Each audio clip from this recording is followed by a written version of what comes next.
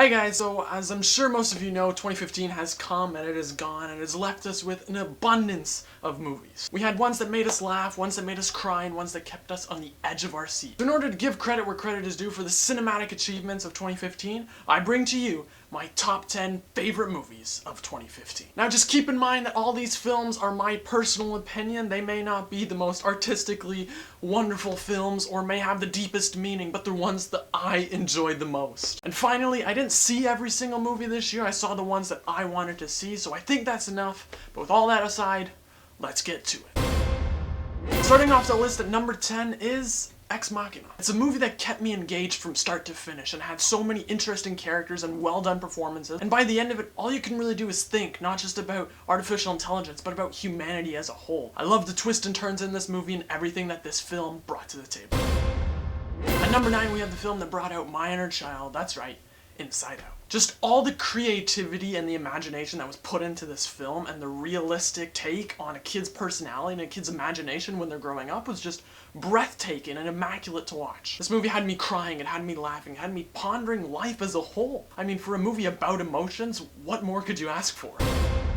At number 8, I can already start to hear the comment section heating up. We have Avengers Age of Ultron. I understand that this movie did have problems. I didn't go in with blinders on only thinking about the great things. But the fact that this movie was able to take all of my favorite characters, have the great banter that was in the first one, and continue along with that with great character moments, take those characters to places that they never went in the first one, that alone made sure it was a spot on my top 10 list. The action was breathtaking, and the seeds that they planted for further installments of the Marvel Cinematic Universe, oh, got me excited. At number 7, we have, in my most humble opinion, the best boxing movie of 2015, Creed. This movie won me, not the biggest Rocky fan in the entire world, over. Through its immaculate directing, awesome performances, and breathtaking fight scenes. This movie was everything I could ask for from a sports movie and just a film in general.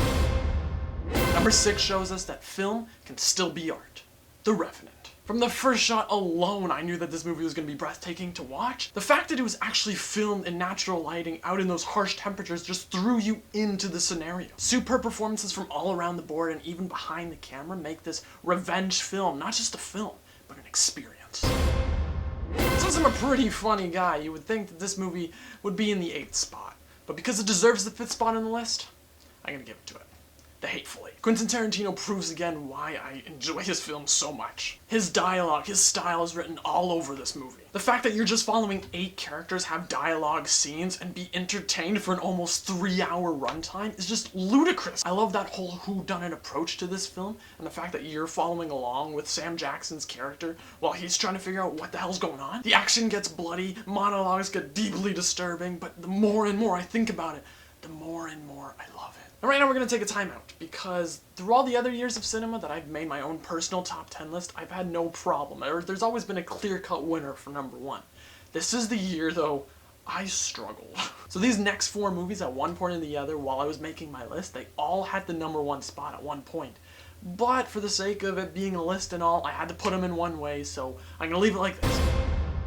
At number 4, we have one of the most pleasant surprises of the year, Kingsman: The Secret Service. I knew nothing going into this movie other than it was the guy who did Kick-Ass and X-Men First Class. And honestly, that's all anyone needed to know. The characters in this movie are incredible. Eggsy grew on me the more and more I thought about this film. The action and the one-liners just sit in your mind throughout the entire year. Every now and again, I'll go back and watch the church scene, or I'll say, "Manners maketh man," as I close the door. I'll go back and listen to the awesome soundtrack of this film. From start to finish, this is everything I want in cinema.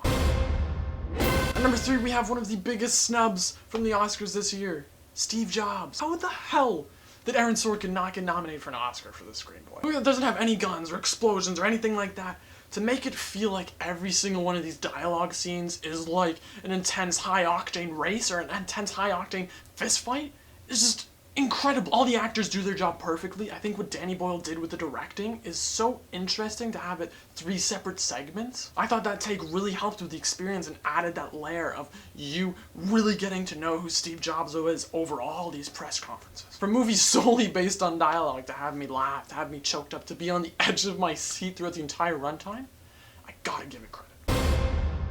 At number 2, we have one of the most interesting takes for fighting for survival, The Martian. It could have done the simple approach, someone being stuck on a deserted place, being sad, mopey, and just learning about life. And although it does have some of those moments, this movie was surprisingly really funny. At least for me, science isn't necessarily the most exciting or entertaining class in high school, but to have Matt Damon literally science the shit out of the scenario he's in to try and survive was incredible to watch. You feel like you're stuck there with Matt Damon. You feel like you're the crew that wants to bring him home.